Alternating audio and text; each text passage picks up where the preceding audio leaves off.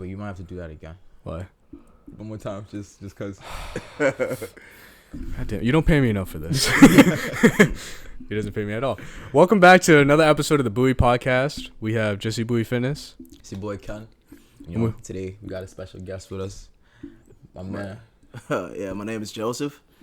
How you doing, bro? I'm doing good, man. How are you? No, we're doing all right. We're doing all We're right. doing well. We're doing Yeah. well. Now that you're here, honestly. You know, we this has been someone who's near and dear to my heart for quite some time now. Some of us may already know some of the stories and some of the things that you've gone through previously, you know, but I definitely wanted to bring you on the show, you know what I'm saying? And I talked over with Jesse literally like months ago, you know what I'm saying? Months ago when it initially came about, and I mentioned it to him, and then now God has finally obviously given us a chance to bring you on board and kind of just at least get you to tell your story, bro. So first off, thank you so much, bro, for being here. Thanks for having me, man. Thanks for having me. Absolutely. Yeah, this is big for us, you know. Yeah. All right, man. So we'll just kind of have you just start up and just tell your story, man. As far as like how kind of everything came about initially, you know. Where did it all begin? Yeah. Man? I mean, man, how it all began. So I was at home just one day. Had a long day. I was just at home, just laying down on my bed, just chilling, you know, because I was tired. And I heard a knock on the door, and I didn't rush to go get the door.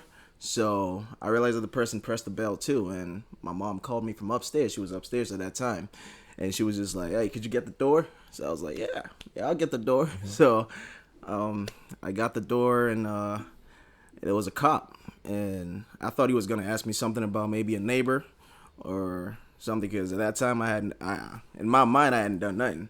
So he asked me if I was Joseph, and I was like, "Yeah, I'm Joseph." And then he was just like, "Well, I need you to stay away from this girl and her family." And it had the names on there and all that. And I was like, all right. I didn't find it as a big deal because in my mind, I was just like, man, I barely see that family anyways. They're not the kind of family that I hang out with. So I could definitely stay away from them. And then the police told me that, well, if you want to fight this restraining order, you can just come to court on Monday and then fight the restraining order. And I was just like, all right. So I just told him, all right. And I just went to my room. My mom asked me, "Oh, who was at the door?" I was like, "Oh, it's just the police." And then she was like, "The police? At our house?" Because you know how African parents can be sometimes. Sure. So first thing she asked me was like, "What did you do?" I was like, "I did nothing." And then I was like, they just gave me this restraining order that I should stay away from this person and her family. And she was just like, because she knows the family. And she was like, why would they send you? Why would they give you that? I was like, I don't know. They said I could fight it if I want at court. And I didn't go to court because I didn't feel the need to go for that because I don't hang out with that family, like I said. So I didn't go to court to fight that. And I remember a week later, I was just there again, and they came to my house, but I wasn't home at that time. So my mom was the one that was home, and they just told my mom that they needed to talk to me. So my mom called me, and I was like, "Yeah, what's going on, Mom?" And she was like, "Oh, these people the police just came back again, and they said they need to talk to you." So my mind was just like, all right, if they need to talk to me, I mean, I'm still not doing anything wrong. I know that I haven't violated the restraining order or nothing. I haven't seen that family. So I was just like, all right, if they need to talk to me, I'll just go. So I just got home as soon as I could. And when I got there, it was like 3 police cars and like 5 policemen. I was like, this is not It's not just a talk. No, this is something more than that. So I got there, and when I approached them, they were like, "Are you Joseph?" I was like, "Yeah." And they were like, "All right, could you step to the car?" And I was like, "All right." And then all of a sudden, he started mentioning that you've been hit with 4 counts of aggravated rape. I was like, "What?"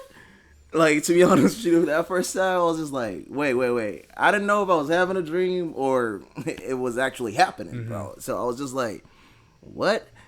And he was like, yeah, so step to the car, put your hand on the car. And he patted me down, and I had keys and just my phone in my pocket. So he took both, and then he started to put the handcuffs on my hand. And, bro, the one thing that really broke me was when I saw my mom crying, man. Cause I never done anything to make my mom cry before. So when the first time I saw her cry, I was just like, nah, man. Like it broke me, man. And I remember telling her, cause I was trying to make her feel better. So I was just like, nah, I'm gonna be back. I'm gonna be back, Mom. Don't worry about it. I'm gonna be back, cause I didn't do anything. And they put me in the car, and I remember when I was in the car, what I did, to be honest with you, is I'm a Christian, so I started to worship God. That was the first thing I did, to be honest with you. I started to sing worship songs, and even with the tough time that I was going through at that very hour, bro, I was still worshiping God and thanking God. That's how it be. Yeah, and bro, they took me to the courthouse, and they had a court-appointed lawyer come in to see me, because at that time, it just happened, so I don't have a lawyer yet. And they gave me a court-appointed lawyer, so she came down, she saw me, she went over some few things with me, got my name down, and some few informations about me.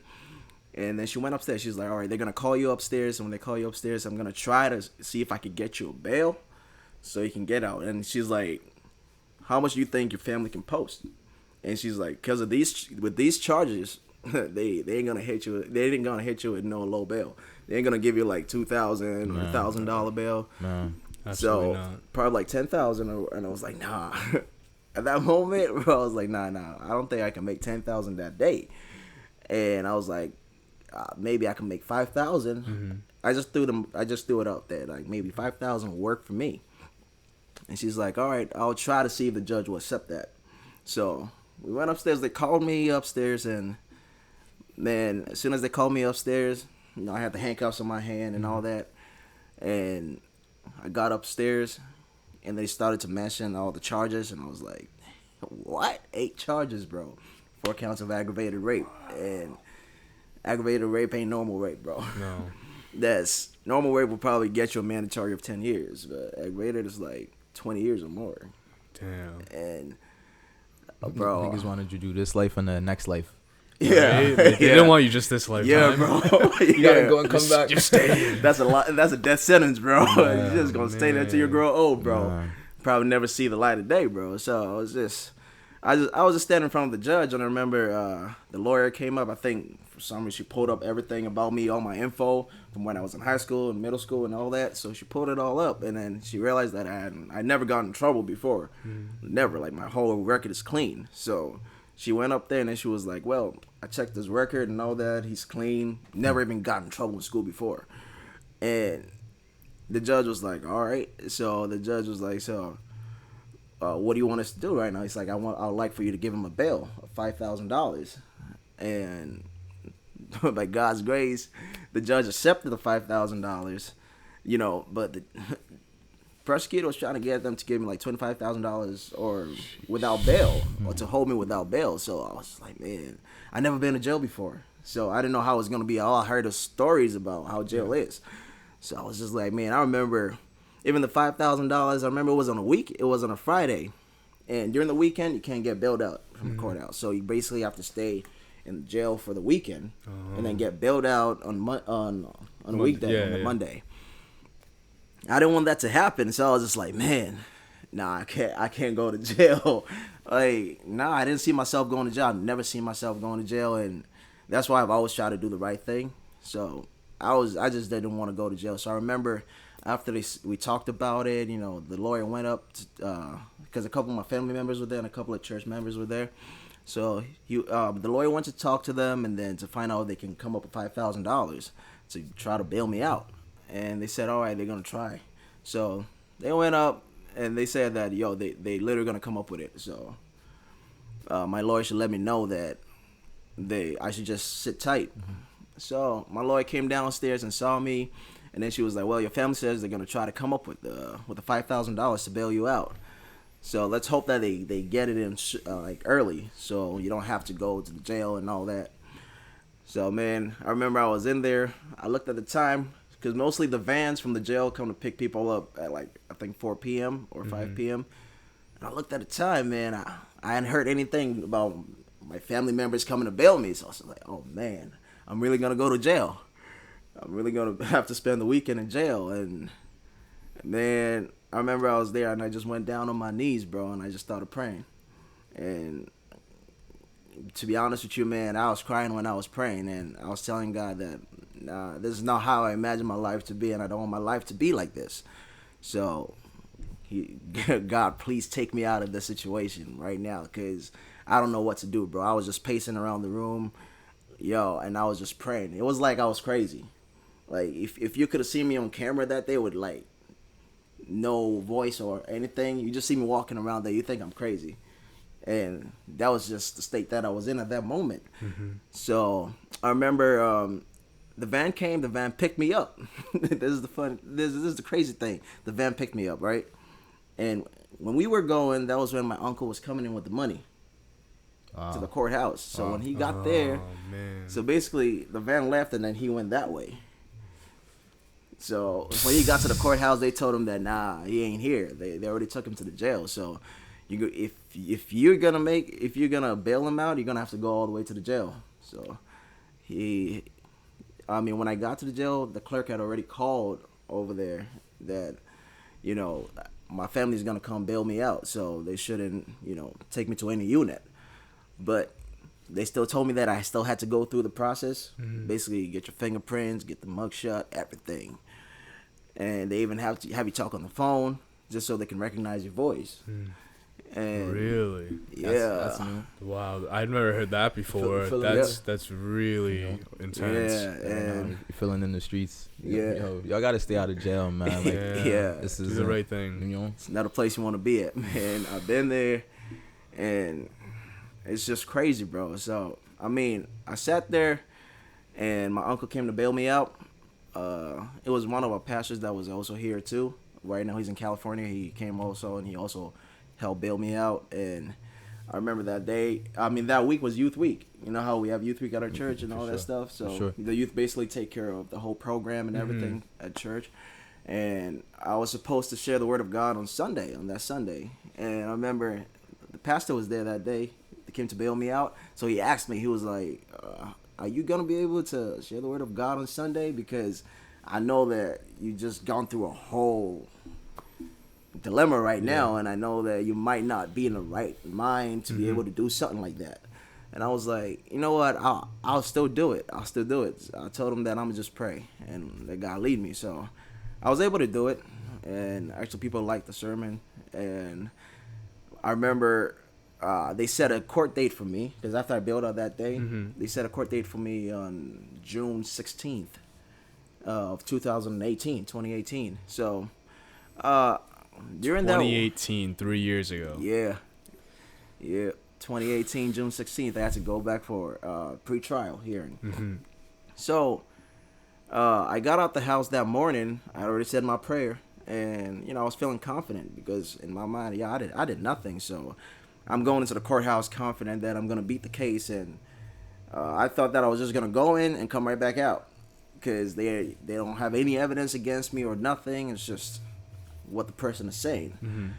So I got ready. One of my family friends came over to pick me up, and as soon as we got out the house, bro, we were walking up to his car when two people got out of a car, which means they've been basically sitting in the parking lot waiting for me. And they approached us, and they were like, so I thought they were from the courthouse, because I've never been in the system, so I thought that maybe they send two policemen or two detectives to make sure that you show up to court. Yeah, that's what I was thinking at that time. So when I saw them, I was just like, I'm on my way to the courthouse. So, and they were like, no, we ain't from the courthouse. We're immigration. And I was like, oh, that's when it got real. I was like, nah. Like, now it went from bad to worse, like, in a second, bro. And I was just like, yeah. So they took everything away from me, told my family member, our family friend, to step back. And then he was like, wait, I need to know where you're taking them. At least tell me where you guys are taking them. And then he's like, oh, we'll let you know. But for now, just step back. And they put the handcuffs on me. So instead of going to court that day, I went into immigration custody. Wow. And wait, so they didn't even tell anybody where they were taking you? Well, they gave the address to. Afterwards. Okay. Yeah, after they handcuffed me and put me in the car, they told the family friend that they were gonna take me to Burlington. That's where their headquarters is and all that stuff. Gotcha. So they took me there, and I was thinking that, hey, maybe they're gonna take me to a place where it's just an open place for immigrants or something like that. But nah, I didn't know that they were taking me to a jail. Like a cell. Yeah, a real Oh, jail. Jesus. So I guess that's where they keep, people from people who are in immigration custody who are from Mass. So they took me to Plymouth County. Oh, really? You went to Plymouth Yeah. County? Yeah, and I spent 3.5 months in there, and bro, those 3.5 months, bro, I basically, like, we got the immigration lawyer. The first time he actually represented me, he was trying to get me a bailout because he knew that the only thing I had on my record, or it wasn't really on my record, but the only thing that I had going on in my life was those charges. Yeah. And I have a clean record. So he tried to get me a bail, but then they're like, nah, they denied it because what they were basically trying to say was that, I have these charges, so therefore I'm a danger to my community, and I'm not supposed to be here. So they're basically trying to stand on that and deport me. Wow. And I spent 3.5 months in there, and like God made a way. You know what I'm saying? I didn't, because when they denied the bail that day, I didn't know what else to do. Because then, like, your options become very narrow. Like, Yeah, of because you don't know course. what to do now. So I need to find another way. And God willing, one dude that was in there with, his name is Tabia. I'm very close with him. So him, he searched something. He was like, yo, bro, I found out about this. The papers that they give you when they first arrest you, they have to have some kind of information on it. If they're missing just one of that one information from that, bro, like, you good. Done. Yeah. Like, they scrap have to it. let you Yeah. go. And I was like, all right, I'm gonna let my lawyer, check it out. So I told my pops, and then he told my lawyer, but my lawyer was like, yeah, but they're making it difficult even to let people like that go. So my lawyer was still iffy about it. Like, man, he didn't think it was gonna work. So we went to court to file that motion. So he filed the motion, and bro, man, God is good, man. That same day, the judge terminated my case with That is immigration. amazing. Oh, man. So he terminated it, and I was just sitting there. Now I didn't know what else to do because I didn't know what was next. Yeah. So I was just sitting in there. I thought they were gonna let me go right away, but nah, they still held me in there. And to be honest with you, I didn't know what was gonna happen. So I was just in there, always hoping like they'll just call my name one day and just say that, yo, you're out of here. But I was waiting and waiting, and I wasn't hearing that. So, man, I just put it in prayer, and I just kept praying about it, that God just help me get out of here, because I was mostly thinking about my little brothers, man. I have 2 little brothers that I really love, and during that time, man, I remember my mom, whenever I speak to my parents on the phone, they used to tell me that, man, one of my little brothers, who, like, he was also diagnosed a little bit with autism, so he would always go to my room, and he would just lay down on my bed, and he would always cry and ask when I'm coming home, because I'm really close with my 2 little brothers. And he'll always cry about that, and my parents will not know what to tell him. They don't know when I'm coming home. So I was just in there, and every time I call, I'll speak to him, and he'll ask me, Joe, when are you coming home? And I don't know what to tell him, so I'll just be like, you just pray for me, man. Just pray for me that God brings me home soon. I'm also praying, and I know I'm gonna be home soon. I tell him that, and I got to a point where he was getting frustrated because I would say that to him, Yeah, of course. and I'm not coming home. So, not knowing, during the whole time they were still holding me after they terminated my case, they were in contact with Leominster Police because I still had the case open with those charges. And I think their mindset was that they were going to see if at least one of those charges, like, I'll get found guilty for one of those charges, so they can stand on that and basically deport me, because all those charges were like basically felony stuff. So they were just, I think that was just what they were hoping for. And So they called Leominster Police and let them know that, hey, we're gonna let this guy go, but we know that you guys still have a case with him, so you guys can pick him up. And they thought handing you around, that's awful. What? Exactly. So so Leominster Police thought that I was basically at home, so they went home and they knocked on the door, and my dad was there, and they asked my dad, "Oh, where's Joseph?" And then he's like, "He's not here." And they were like, "No, where's Joseph?" And he's like, "He's not here. He's in immigration custody." And they were like, "Oh, all right." So they left, and that was a Wednesday that they did that on. So on that Friday, I was just on the block on the unit with all the other immigrants, and I heard my name called, and they were like, "Oh, pack your things, B&B, you're out of here." So in my mind, I was just like, "Oh shoot, I'm out of here." I was like, yo, I was happy. Yeah. I thought that I was going right home to my family, and I got to the place, the classification. They took my stuff. They gave me back the clothes that I had on when they first arrested me, and I put them on. As soon as I finished putting them on, man, I thought that, they were probably gonna send me to their headquarters back in Burlington, and then have me call my family to come pick me up from there.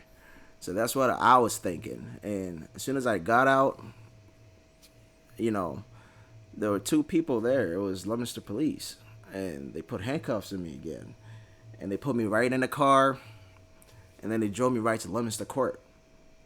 So Oh, you didn't even get a chance to just like... No. Oh, man. Not even a No. breather. Literally No, straight to bro. the courthouse. Straight to the courthouse.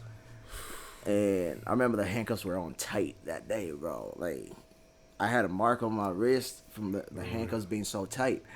And, at that moment, I didn't blame them because, sometimes human beings, we can be judgmental.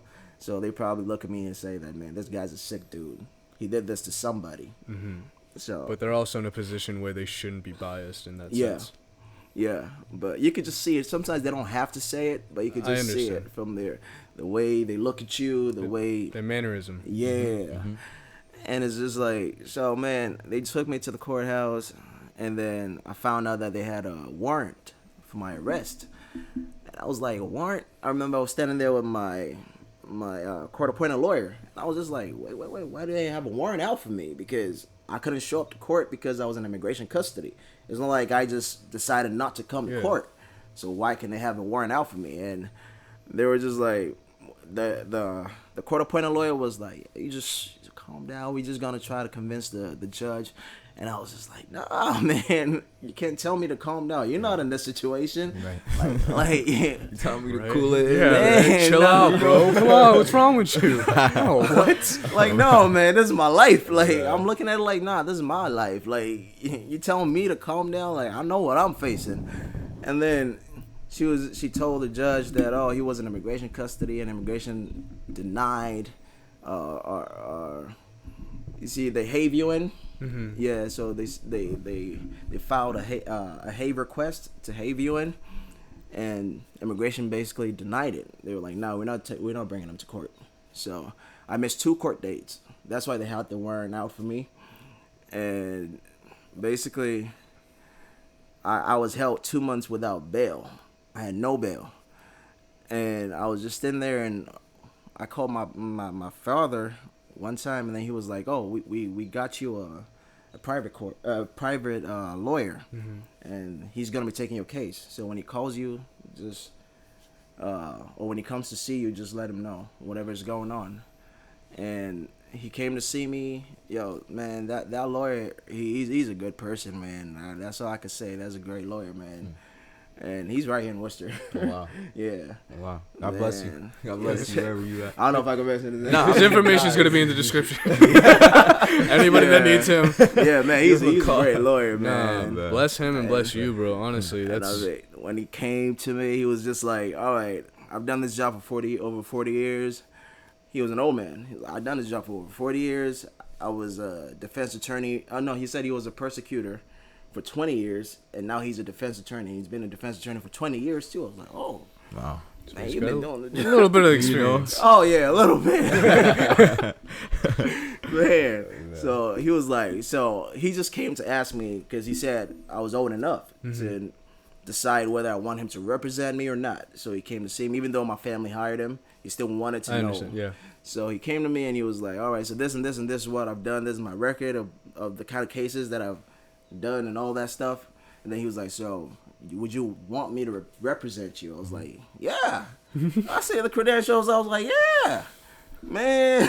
Need that. Absolutely, right? When could you start? Exactly. Because, man, I was looking to get out of there. Yeah. And then he was just like, all right, so the first thing we're going to do is we're going to try to get you a bail.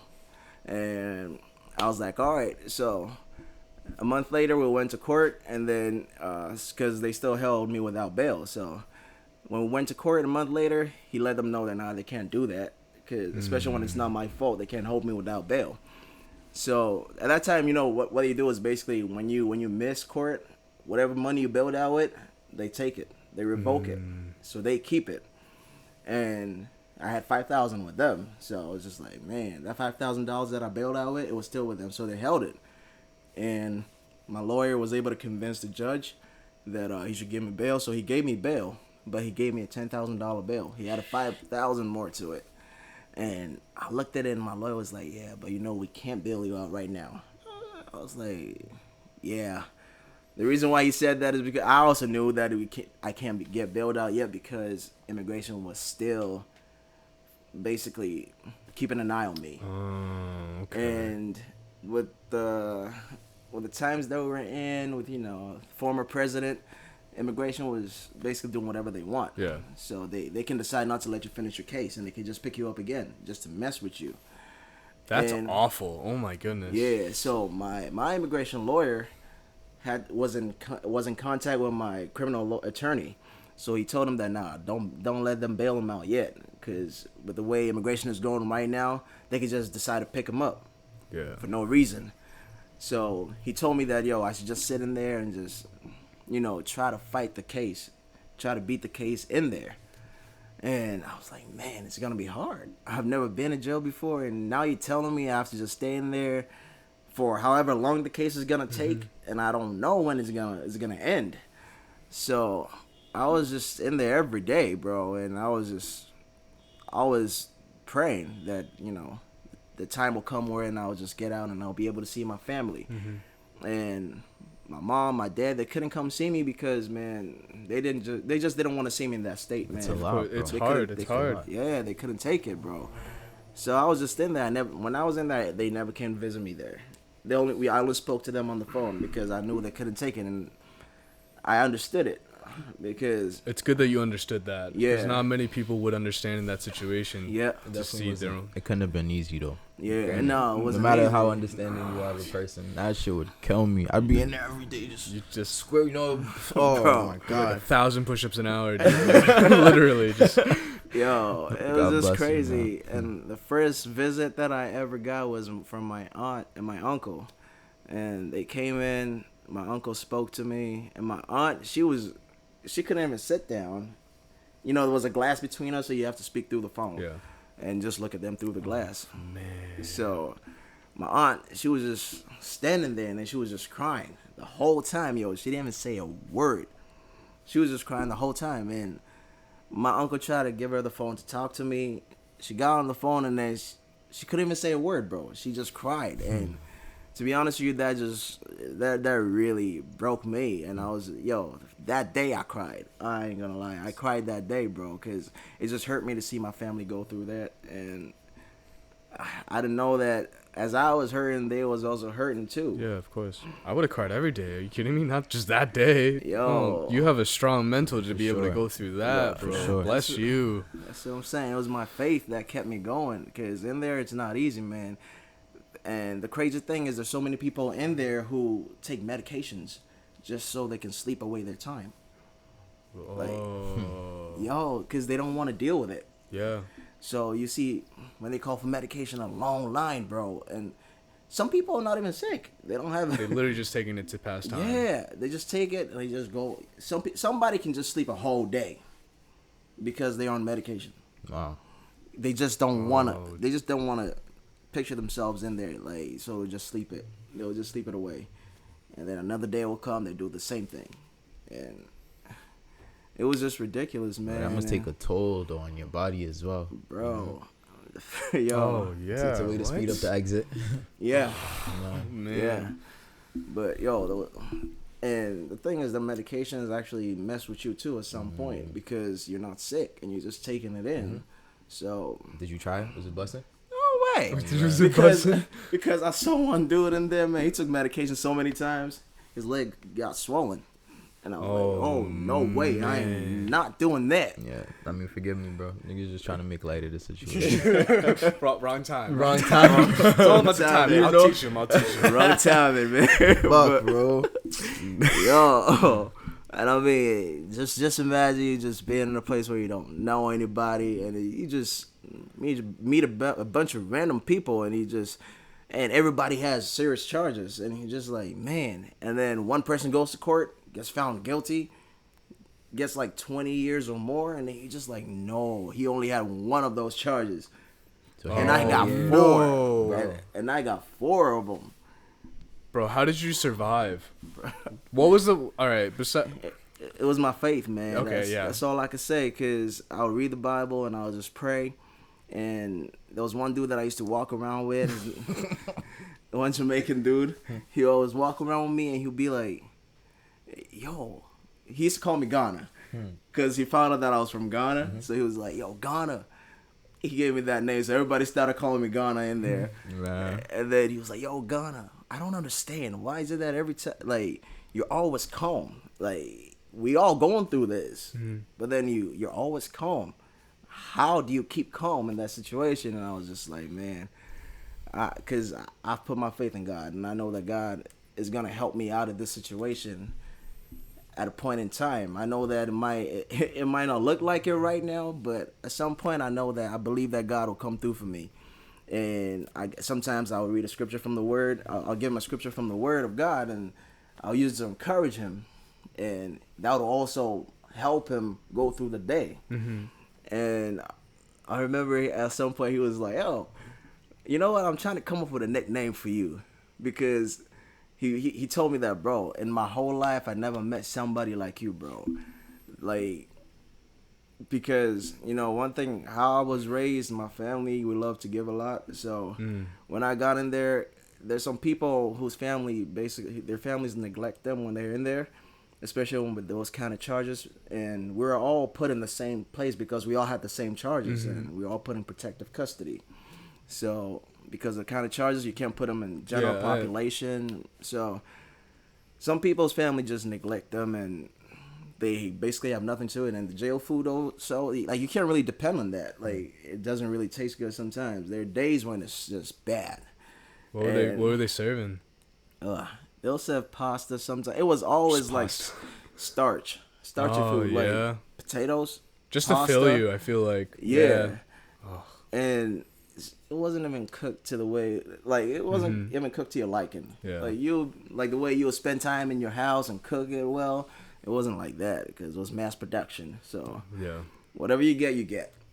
And there's some people, and sometimes you have to order canteen. So really, I thank God that my family was able to put money on my canteen for me every time, and we'll order stuff. But even the stuff that we order is not really that good for your health either. I gained a lot of weight when I got there, bro, because all you get is noodles, like, basically, noodle soup and all that stuff. Like, it's just food to survive. Yeah, that's it. Nothing else. No taste. Nothing. No, bro, and you always got to come up with a way to make your food taste good. Yeah. So since I was blessed enough to have my family put money on my books all the time, you know, sometimes I'll share with other people who don't have it. And that's Bless why, you, bro. why, the Jamaican dude, he looked at me and was like, bro, I never met somebody like you, man. And like, the fact that I encourage him when he's down and all that, and the fact that I've never been to jail before, and, you know, he just looked at me like, man, you've never been in this situation before. So he just didn't understand how I was just that calm, man. And he would look at me and be like, bro, I just don't know how you do it. And I always encourage him. I always give him a word. Then he'll get through the day with it. And one time, so he was like, yo, I got to give you a nickname, man. And I was like, all right, whatever you come up with. And then he said, all right, I guess he got it from the Bible. Because in the Bible, there's a part in the Bible that says that we will be like Mount Zion that can never be removed, but abides forever. Basically, nothing that comes your way will move you. You'll be strong. And he looked at me and was like, bro, I'm going to call you Young Zion. And I was like, okay, all right, if that's what you want to call me. So he gave me that name. And, you know, I remember even him getting to his court date, he was stressed out. He was like, man, God, I know, I always give him a word. And then even till today, bro, his family hits me up. And I met a couple of people over there that were good people. When I got out, I mean, I still kept in touch with them. I kept in touch with 8 families and 8 families? Not their families. I yeah. guess I was like, jeez, bro. So I mean, sometimes they'll deliver a message from their families to me, and I'll also tell them, yo, just keep your faith. I'm praying for you, and there's a couple of dudes that got out after I got out. So as soon as they got out, they looked for my number and they called. They're like, "Yo, got out." I was like, "Yeah, it was good." They're like, "Yo, I'm out." That's amazing, man. Yeah, there was one dude that actually recently got out, like, I think a month or 2 ago. Yeah, when he got out, because every time his mom used to text me, and I'll text his mom back, encourage his mom and all that, and he'll call sometimes through and he would talk to me through his mom's phone, and I was like, I'll always encourage him, yo, keep the faith. I know you're gonna get out of this. The God who did it for me is gonna do the same for you. So that would give him hope. And then he's like, yeah, because I remember at some point he was feeling down because he didn't know if he was ever gonna see his family again. He didn't know they were gonna put him away forever. So I mean, he would call me, I'll encourage him. So the day he got out, man, he was in the car when he called me. As soon as he got to the car, man, he called me, he was like, God, I'm out. I was oh, man. Yo, I was so happy. Wow. It's only right. God, yeah, I was happy for him, man. Wow. He was like, yo, God, we have to hang out, bro. I was like, yeah, we will. So, I mean, I still keep in touch with a lot of the people that I was in there with. And I'm still praying for the ones that are still in there and hoping that they'll also come out at some point. Because I know how it is. It sucks in there, man. To wake up every morning, basically the same routine every day. Yeah. You wake up in the morning, you go to breakfast, you come back, you sleep, you go to lunch, you come back. It's the same. It's like when you're out here. When you're at home and you keep doing the same thing over and over again, you get sick of it. You want to go somewhere. You want to clear your head. You want to take a little vacation or something. But in there, you're just stuck in there. You can't escape. Yep, you can't, bro. And you just in there every day, the same thing over and over again. And I had to do that for like 2 years. And man, it sucked. On 2 years. Yeah, man. On June 11th, that was when I went for my trial, 2020. And so basically from 2018 to 2020, that was 2 years. And that was when the pandemic was serious. So the courts weren't open, and a lot of people were getting their court dates pushed back to like the next year. So some people got to wait for a whole year, especially those in Superior Court. Mine was still in district because they dropped my charges down from the aggravated rape to indecent assault, because they had no evidence for it. And so we went to trial for that. I still had the other charges on me. And when we went to trial, my trial was the first trial in Worcester County to be done on Zoom. Oh, Mine really? was the first to be done on Zoom because the judge was just trying to get rid of the case because he was like, yo, this case is taking too long in here. I just want to get it over with. So this man can either have his freedom, or if he's found guilty, then he can just do his time. So I was in there. I got in there. I remember the night before the first day of my trial. It took 2 days for the trial. I was doing a bench trial, which is just you, the persecutor, your defense attorney, and the judge, plus the alleged victims. And I was just in there, and they took me to a room. They sat me down on Zoom conference. So I was just there, and we started the whole trial. And when we started, man, I didn't know how to feel, man. Because I remember the night before, man, I was anxious. Yeah. Because I didn't know what was going to happen. But I believed in God, that God was going to help me get through this. Because, I was supposed to have the trial originally in January of 2020, but it stretched all the way out to June because of the pandemic, and also because the DA out of nowhere, because in the beginning they said they didn't have any evidence, right? Mm-hmm. That's why they dropped the charges. Out of nowhere, all of a sudden, out of nowhere, the December of 2019, they said that they found what. Just some proof to just something. Yeah, like basically the DNA of a male on the girl. Yeah. And it was all the way in Washington, so they're gonna get it over, and then I'll basically see what's in there. So I had to wait for another month, and January came, which was the time when I was supposed to have the trial. Yep. And when they came, they asked for more time because they said the results came, but they need to take my DNA now. And this is after like basically almost 2 years. Yeah. So you telling me it took you that long to even find something when you guys originally said there was nothing. Yeah. So all of a sudden something just came out of the blue. And I was like, all right. So my lawyer came to me and he said, all right, so what are you going to do? You can refuse it. You can refuse to take the DNA, or you can just take it. And he said, so whatever you want to do. And I was like, man, to be honest with you, I don't want to do this because I don't trust people in general. Because out of nowhere, they come up with something. Right. What if they're trying to frame me? Exactly. That's what I was telling my lawyer. And my lawyer was like, no, they can't frame you. So, because what I'll do is that after they take your DNA, I'm also going to take a sample of that DNA and do my own research on that DNA. And I was like, all right. And then he was like, but he told me that when we go to court, he's going to refuse it, though. He's going to tell the judge, nah, it's not necessary for them to take my DNA because we're supposed to do a trial. Yeah. And they just prolonging it. And they've kept me in there for too long. Just basically try to get it done and over with instead of like, play along with them. So we got there, and I was like, hey, I'll just leave it to the judge's discretion. I'll let the judge make the decision. That's what I said, because I prayed about it. I was like, when my lawyer told me I couldn't make the decision right away because I didn't know what decision to make, whether to say yes or no to like letting them have my sample. So I was just like, I told the lawyer I was gonna pray about it, and I let him know.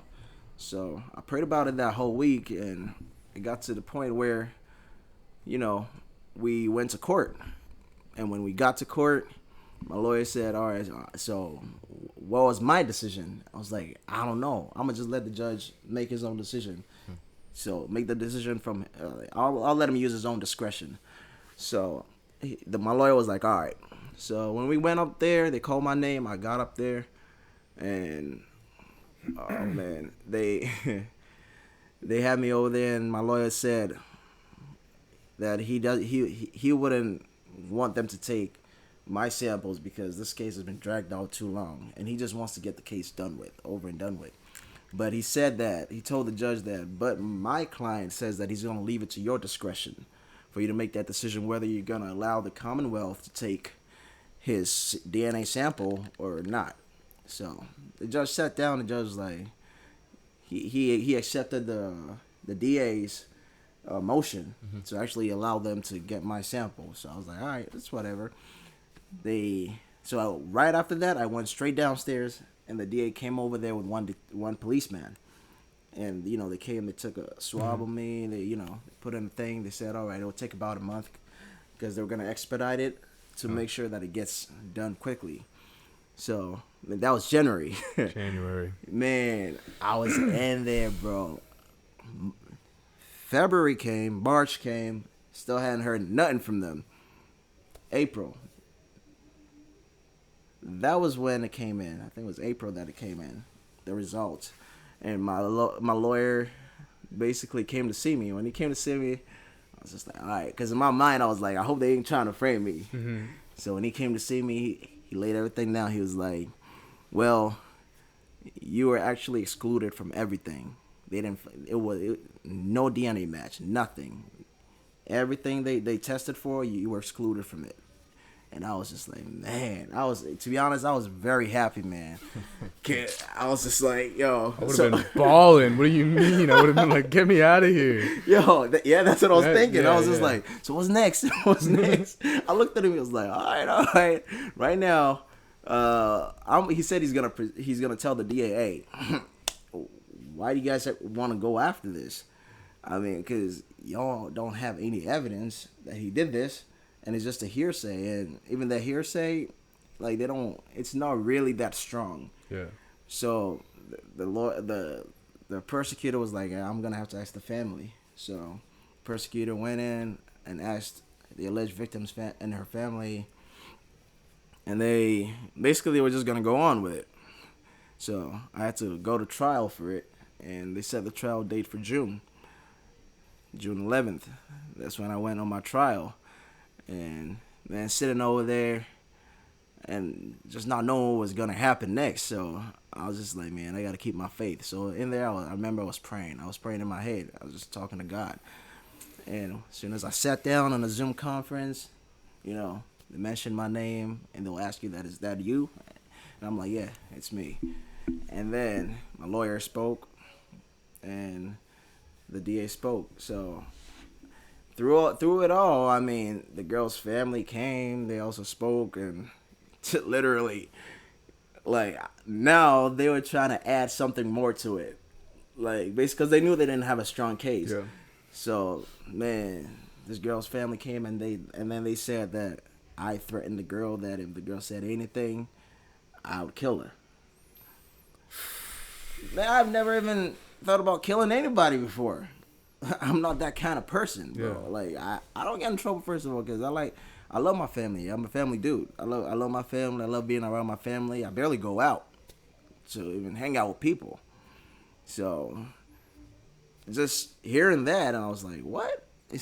Like, I said I was going to kill her if she said anything about this. Like, and I was just stunned at that moment. So, I raised my hand, because you can, if you need to talk to your lawyer, you can just raise your hand, and then they'll pause the Zoom conference. Gotcha. You go to another room just with your lawyer, and you speak to your lawyer. So I raised my hand that I needed to speak to my lawyer. So it was just me and my lawyer, and I was just like, oh, I don't know why this woman is trying to say that, because I've never done anything like that. Just threatened to kill somebody. And then he was like, I know, but we're going to get to this. So I spoke to my lawyer a little bit, gave him a little rundown of my part of the story, a little more into detail. Mm-hmm. And then he's like, all right. So we went back, and it was my lawyer's turn to ask questions. So he started asking the woman questions, and this woman literally said that, the police knew. Mm-hmm. That my lawyer only asked the woman one question. He was like, all right, you claim that my client said this and this, that he threatened your daughter. So basically, your daughter, if your daughter said anything about this. And she was like, yeah, my daughter did. When we went to the police station, my daughter said it several times. And my lawyer was like, but it was never written in the police report. So why are you saying this right now? This is new to every one of us. Mm-hmm. So why are you saying this right now? And then she's like, yeah, my daughter said it at the police station. He asked, are you sure she said it at the police station? She said, yes. So what my lawyer did was he had them call in the detective that put down the police report.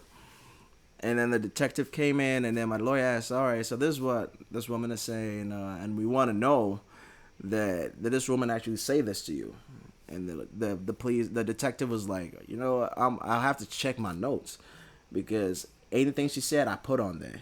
So whatever that is not on there, she never said. Mm. And the detective checked the notes, and he was like, nah, it's not on here, which means she never said that. So basically, they were trying to come up with something out of the blue. To make it stick. Yes, because they knew that the case wasn't going their way at some point.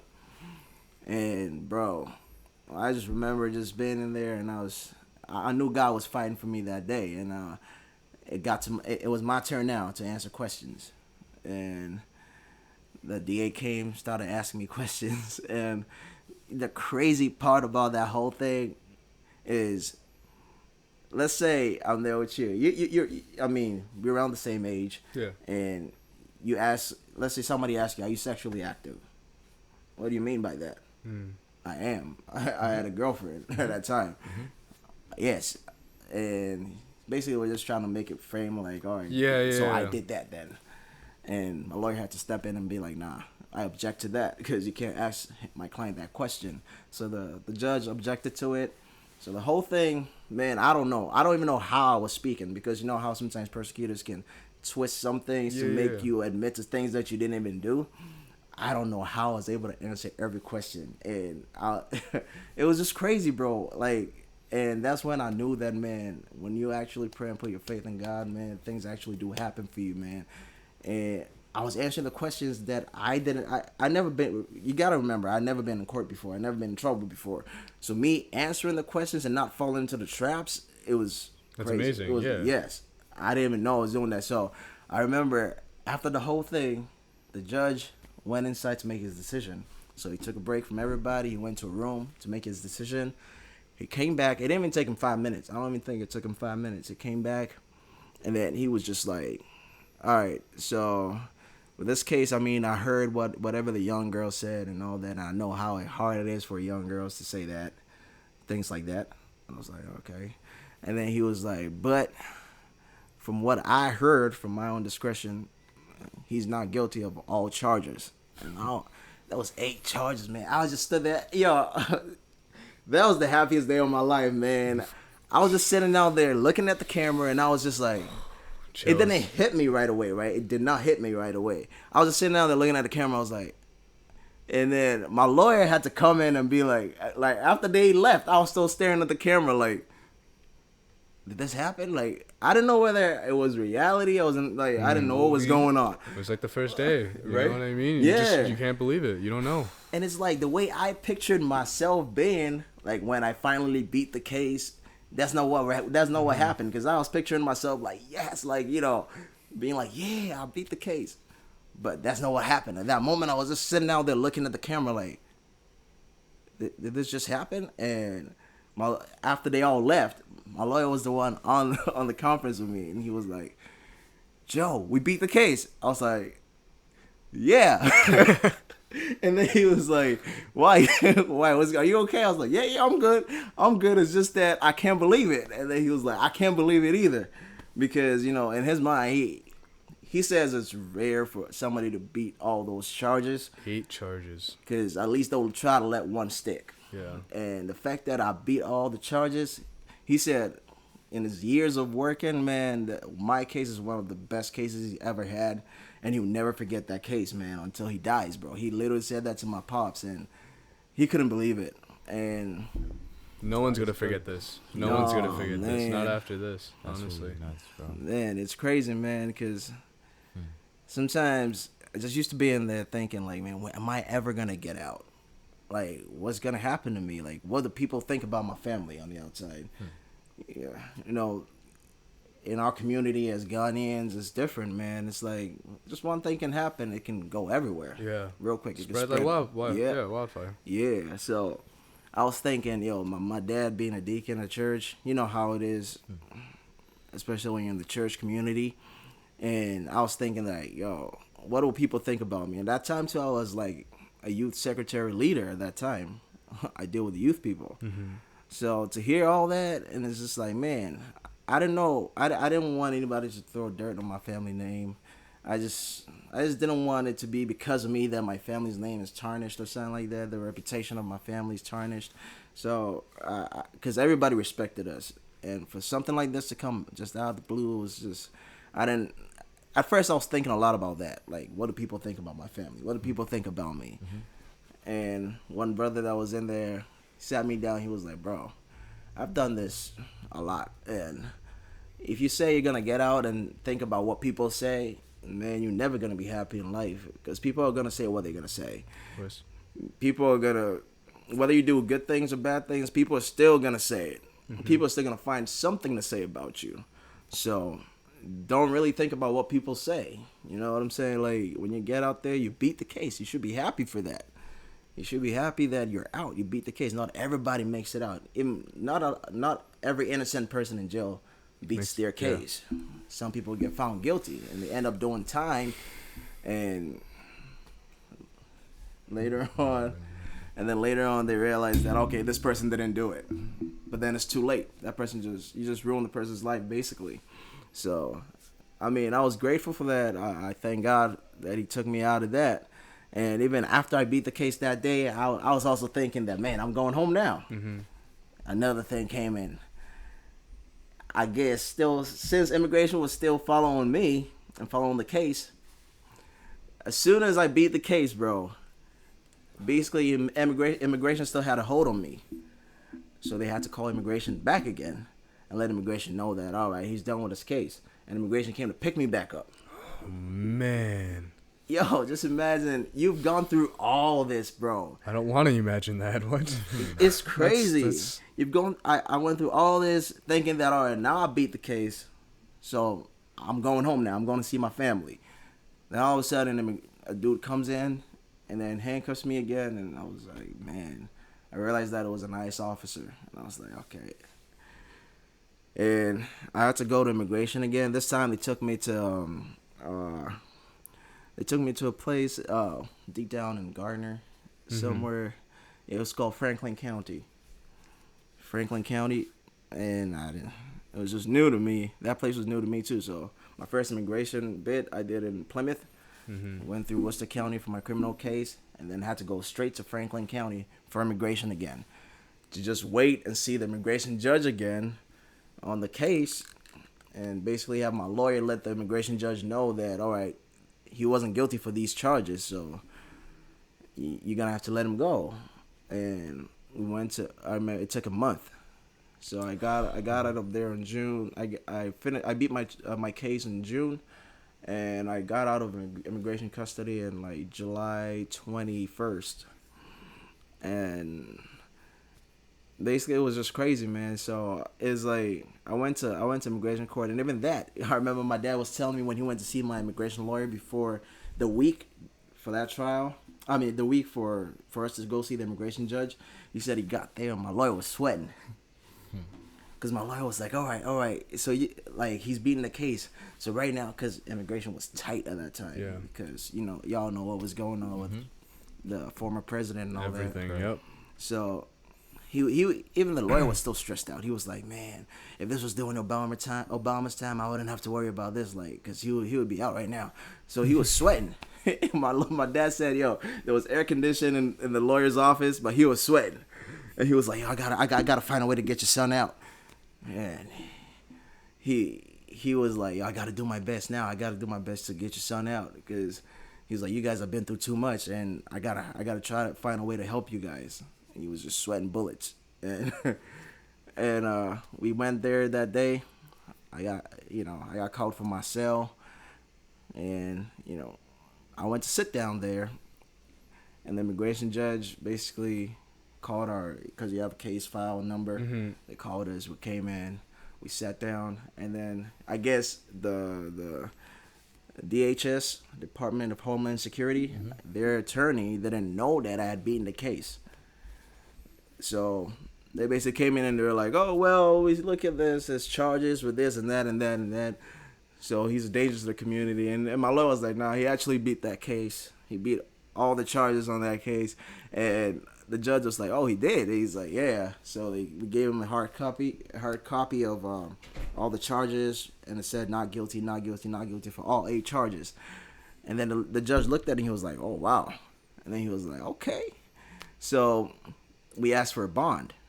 And they're like, all right, we're going to give you a bond of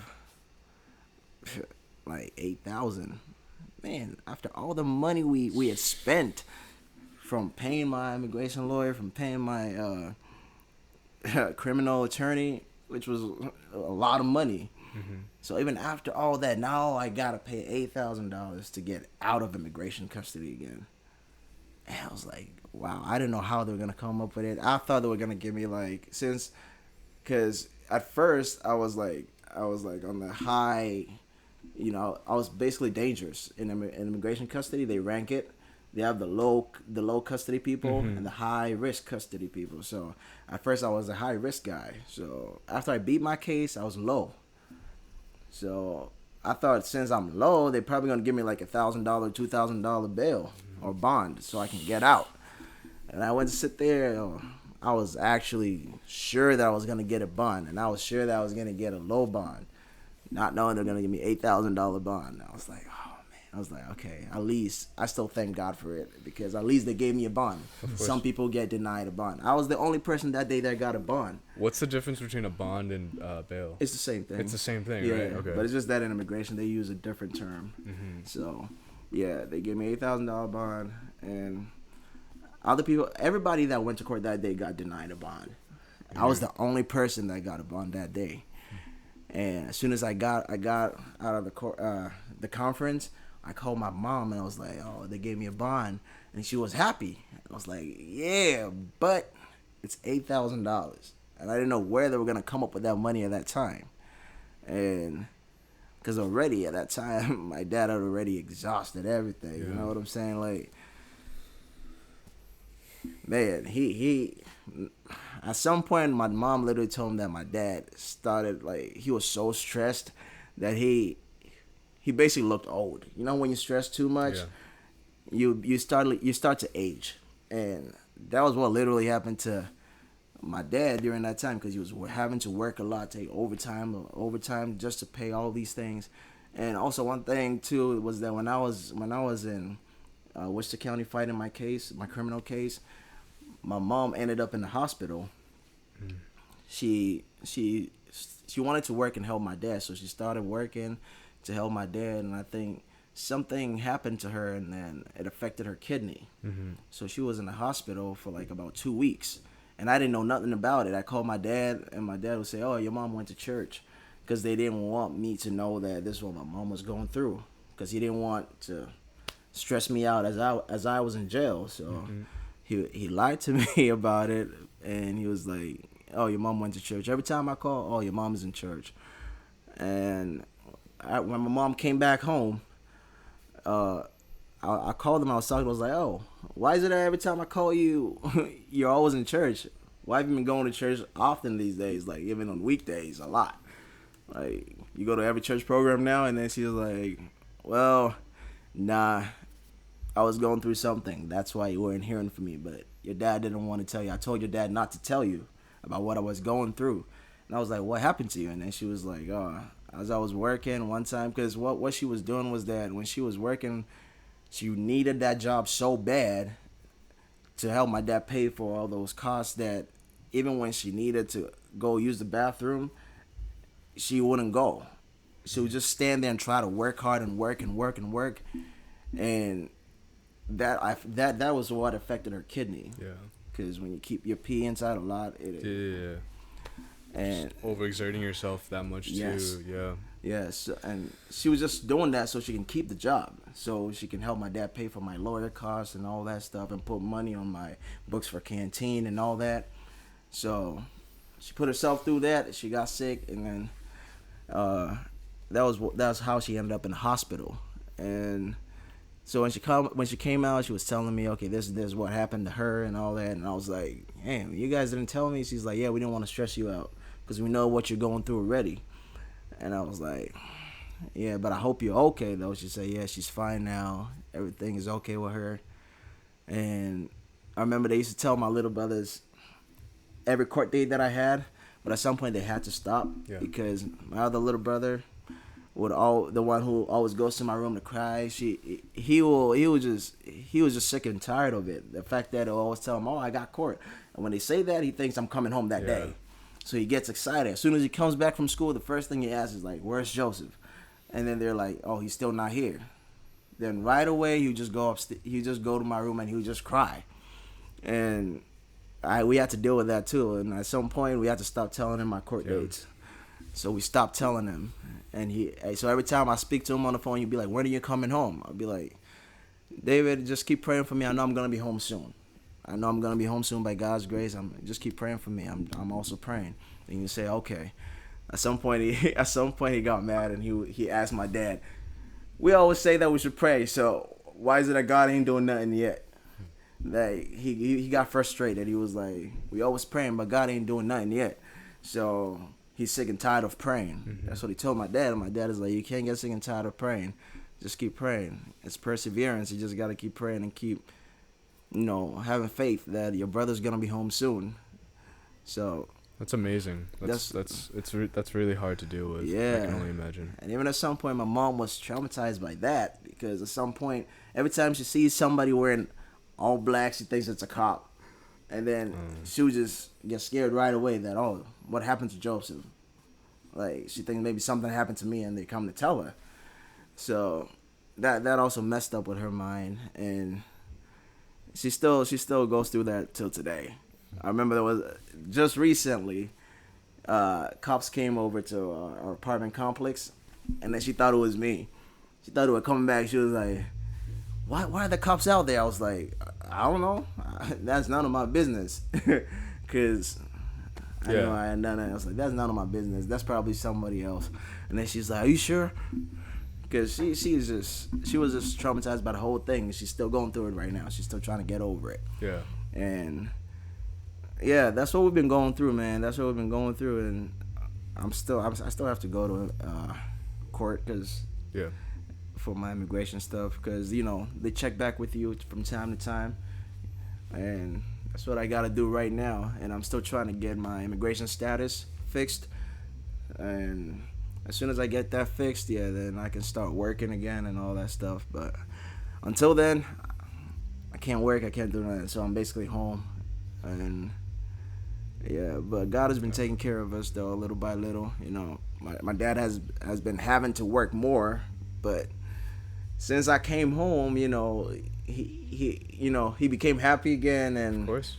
he gained back all the weight that he lost, because at some point he lost a lot of weight, and he gained back all the weight that he lost, and now he's happy now. I mean, he's just happy that I'm home, and he's not really thinking about the fact that I'm still not working yet.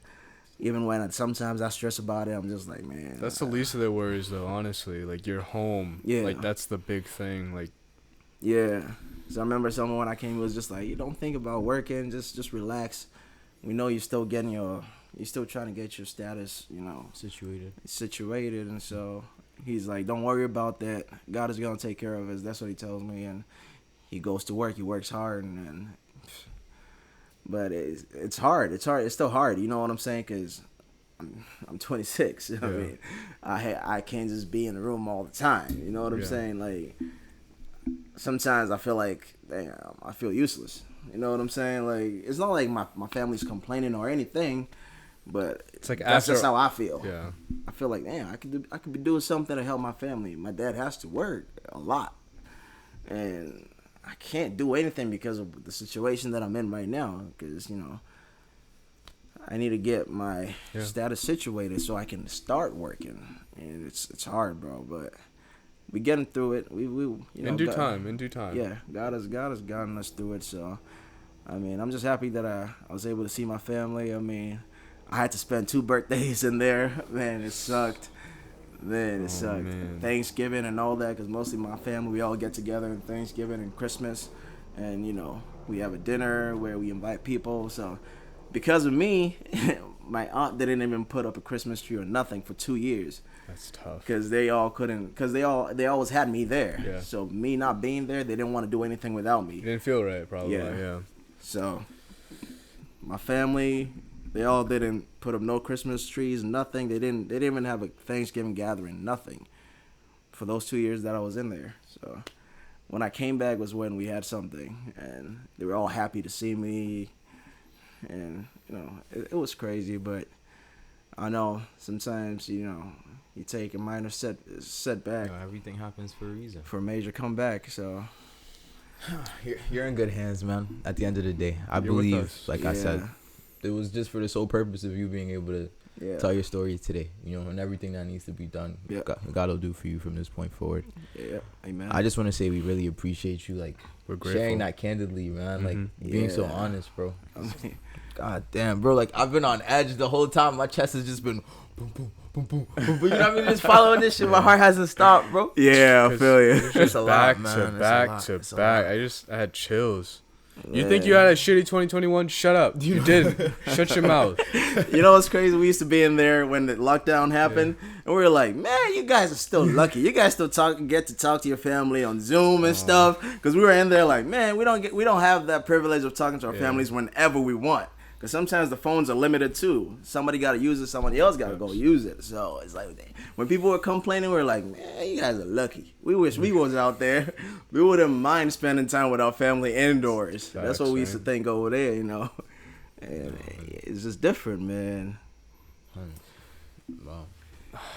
I feel you definitely had a chance to, like, you know, say everything you had to say. If anything, God willing, we'll kind of have a part 2, like an update essentially. Yeah. Of where life is, you know, for you later on down the line.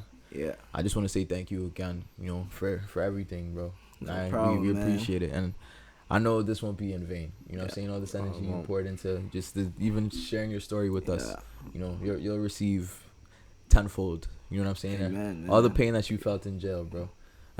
Throughout this whole situation, from being wrongfully accused, you know what I'm saying? Yeah. And all the alleged crimes and everything that, you know, they try to place on you. Yeah. You'll be fine, bro. God will take care of you. I just have one message for everybody, though. Like, when you hear of somebody being charged with ridiculous charges like rape or whatever it is, man, just don't judge them right away.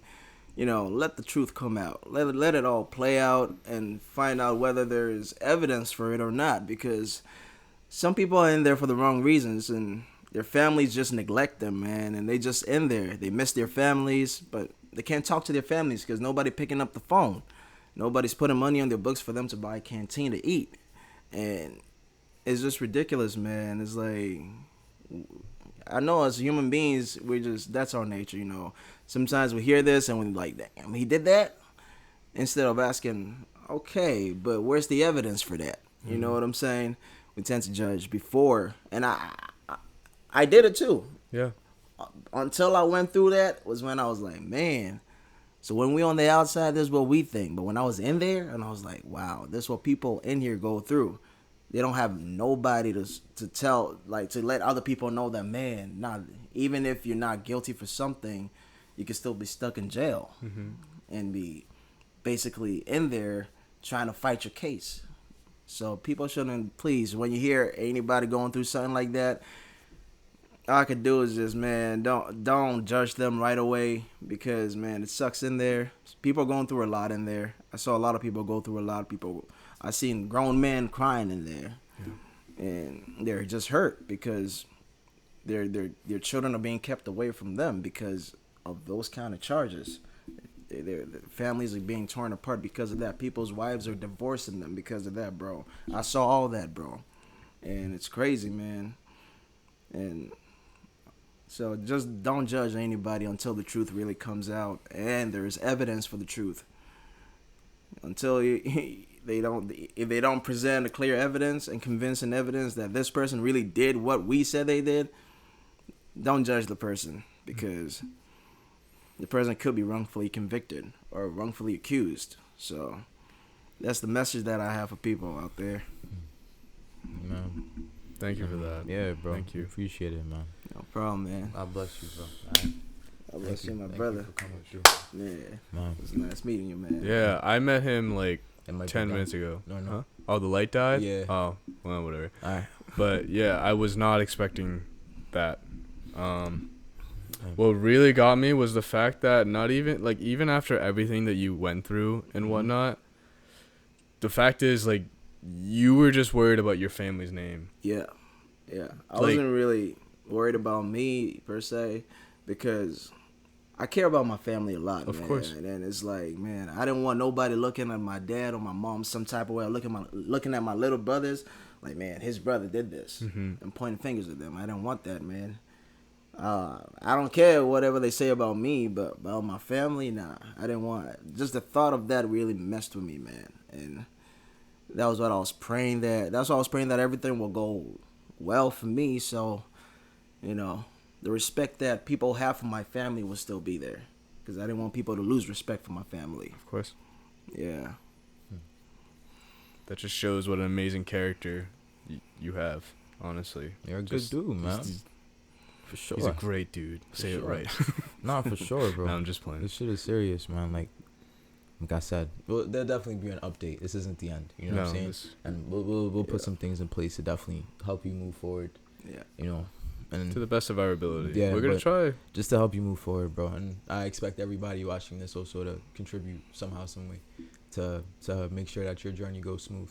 You feel me? That's the least that I We feel all they can can do. do. Yeah. Yeah, I feel that I Yeah. should do. You know what I'm saying? To Yeah. be able to help you, because you're older than me. You know what I'm saying? Yeah. And for that reason alone, it's like things got to come together for you. Yeah, man, ASAP. 'cause it sucks, man. Like I told you, just being in there all day, just being in the house, having nothing to do, and it's just like, man, it's basically like also being in another form of jail. Yeah. You're just at home, can't do anything, can't really go places that much because you don't want anything to actually happen that would actually get you back into. You gotta play it safe. Yes. Yeah, So you it's really- like you basically got to stay home with your family most of the time, and in the beginning that was that was what I was doing a lot of. You know, I just have to stay home because I don't want anything else to happen, maybe accidentally even, to get me back in that position again. It's like PTSD, bro. Yeah, bro. And like I was telling you earlier, man, the first time I got out, the first week, we went to the grocery store, Market Basket, and I couldn't go in there. My pops was like, "Oh, you gonna go with us?" I was like, "No," No, right. because the amount of people there, I just didn't want to be there. I don't know. Wrong person, wrong time. You don't know. Yeah, and I wasn't the only person that actually went through that. I heard other people also tell me that when I was in there, that like when they got out, the first time they got out, it was like they were paranoid around people, like so many other people, and they go to a place with a lot of people, they get paranoid. So when I heard that, so when I got out, I didn't think that was gonna happen to me. So when I got out and I saw people walking in, I was like, whoa, we're not even in a grocery store, and I see all these people here. I'm not going. I'm not stepping out the car. So my family just went by themselves, and it took me a while to even be able to walk into a grocery store. It took me a while. It took me about a couple of months before I was able to walk into a grocery store and not feel paranoid. Yeah. Well, I'm all fucked up inside. Man. I don't even try to cap. I'm not okay. Yeah. I'm not okay, bro. I've been trying to keep us together while listening to this. But my God, man. God bless you, bro. There's really not much I can say at this Yeah, point. It's honestly. like it's just so overwhelming, bro. Like the fact that you were able to go through all this and even just keep a good attitude. Yeah. Bro, that's so big. Like, That's huge. bro. Yeah, I remember the people in there. They used to, you know how they do searches, sometimes random searches. They'll just come and be like, "Yo, get out." They'll put a handcuffs on you. You sit down. Then they go through your room to see if nobody's holding a shank or anything. Yeah. So they do that to everybody. So I remember some of the inmates would get pissed when they do that because they throw their stuff all over the place. And then when they do it to me, I'll just be sitting out there and I'll be smiling. And then dudes in there in their cells would be like, "Yo, Gunna, this man, every time, bro, you be smiling." Hey, shit to fun. How the heck you gonna be in jail and be smiling all the time? It's nothing but fun, bro. So, everything Yeah, goes. bro. But hey, I say God kept me, man. Still keeping you. Yeah, still, man, till today, bro. In due time, you'll get yours. Yeah, You will. man. God's grace, man. I'm still praying, and I'm still. Young Zion. Yo, I already know. when he came over there, I was like, "Really, you want to come in?" He's like, "Yeah." Man. It's only right. It's only right. After Yeah. everything, bro. Because now you're an example to everybody, you know? Yeah. You're that beacon of light. If after all of that, you can keep a smile on your face. If after Yeah. all of that, you can speak on the experience in Yeah. a positive light, you know what I'm saying? Yeah, God will definitely look at that. And just for that alone, bro, you know, true. you deserve the world. At the very least, you deserve for your world to come together in a way that Yeah. is pleasing It will. to you. It will. You see, so Yeah. don't worry, fam. Everything will be all right. I know it's always patience. That's what I've been telling myself, just patience and just persevere through it. And the time will come. I mean, that's how I've always thought of things. That even I used to encourage my mom and my dad when I was in there, because sometimes they'll feel down, even like talking to me on the phone. And I'm just like, nah, I know God's gonna get me out soon. And you know the sick thing too, the courthouse is close to where I live, so every time they take me to court, I pass right by my neighborhood. And going back to the jail, I pass right by my neighborhood again. So, I'd be sick. yo, I'd be so sick. so the whole thing was just crazy, man. I don't know how I did it, but I know I didn't do it alone, man. God was in there with me the whole time, man. For sure. Because every time, even when I'm down from court, I just pick up the Bible and I read. and I just feel better. Like I remember one time I came back from court and I was so down, so I had to pick up the Bible again. I read Isaiah chapter 55, man, and he said that your thoughts are not my thoughts, and neither are your ways my ways. You know, just as, you know, my ways are higher than your ways, and my thoughts are higher than your thoughts. So you're going through something right now, just know that it's for a reason. You know what I'm saying? That's what that verse in the Bible told me right there, that it's for a reason, and you may not understand it. That's why he says my ways are higher than your ways, and my thoughts are higher than your thoughts. So it's in the end, that purpose is gonna be fulfilled. So it gave me a boost again. I remember after that court date, and I was like, all right, I gotta keep going. And I was able to do it, and now I'm here, man. Here on the Bowie Podcast, baby. Yeah, I've been out for almost a year now, and you know, I'm just enjoying every moment with my family, man. And you know what I really missed was the fact that I used to help my little brother practice for basketball all the time, and he missed me too. So when I came back, he was like, "Oh, we gotta do this. You're a stand-up guy, bro. Yeah. You're a stand-up guy. Yeah, so it's like I miss my family a lot, man. I'm all about my family. I'm all about family, man. And I love people, even people, not just family, man. People that I was close with. I missed all of them, man, when I was in there. So when I got out, man, they were also all happy, man. Everybody wanted to come see me. They're just like, "Yo, you're out." I was like, "Yeah, bro, I'm out." Then, you know, it was just happy, man. I was just happy, man. It was just exciting. And at some point I even forgot about all the things that I went through. It comes back sometimes once in a while. And you're just like, man, I remember I was going through this and that and that. But now look where I am now. I might not have everything that I really want right now, but I'm still happy that I'm out. I'm not in there thinking about when I'm gonna get out, thinking if I'm even ever gonna get out. It's exciting for me. So every time I get down, for the fact that things are not going the way that I want it to go, I just remind myself of that. Remember where you used to be, man. There are still people in there who are praying that they get to get out of there just like you did. So I use that to like keep me going. You know what I'm saying? Like I'm fortunate now. That's big. That's huge. Yeah. So yeah, man.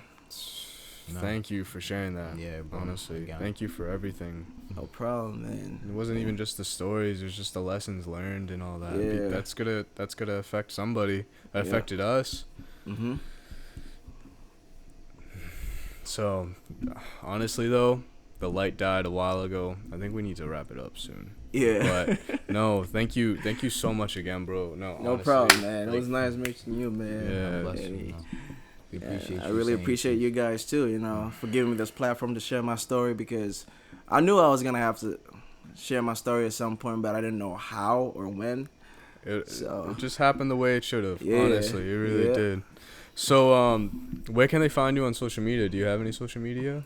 yeah, Instagram. You can find me at Young Zion 978. Now I use that name all the You time now. have to. Dude, what do you Yeah. And yeah, on my Snapchat, I can't figure out a way to change the username on there. I mean, you don't have to add your Snap if you don't want to. So the Snap is still my old username. My old, it was Joey Hazard. Right. Yeah, that one is still there. But yeah, on Instagram, yeah, you can find me on Instagram, Young Zion I bet. 978. 978. Yeah. All right. We'll have the link posted. You know, people will be able to locate you. Yeah. And also any messages, any con words, you know, whatever the case. Yeah. Yeah, man. God bless you again, bro. Oh yeah. The Thank great you. thing Bless is you, God bro. gave me songs too. You know, when I was Word. in there during my times of trials and tribulations, God gave me a song through worship, and you know, when I got out, that was my main goal. That I'm gonna get the song out there and let people know that when I was going through my hard times, this is a song that came to me. You know what I'm saying? Like God gave to me during those times, and you know, I released one of them, but there's still more that I got to release. Oh, So, by trust. God's People will grace- hear it. by People are God's gonna hear grace, it. Yeah, No, I'm you gonna get already them know. all out. Yeah, man. On that note, though, thank you guys for checking out this episode. It means a lot to us that you're able to tune in and make it this far. All right. Thank you guys. We'll definitely see you again, bro. All right? Yeah, God bless you. definitely, Hell man, yeah, definitely. absolutely. With man. that update video. Yeah. Thanks again, guys. We really appreciate it. Watch next week. Peace. Got him running outside.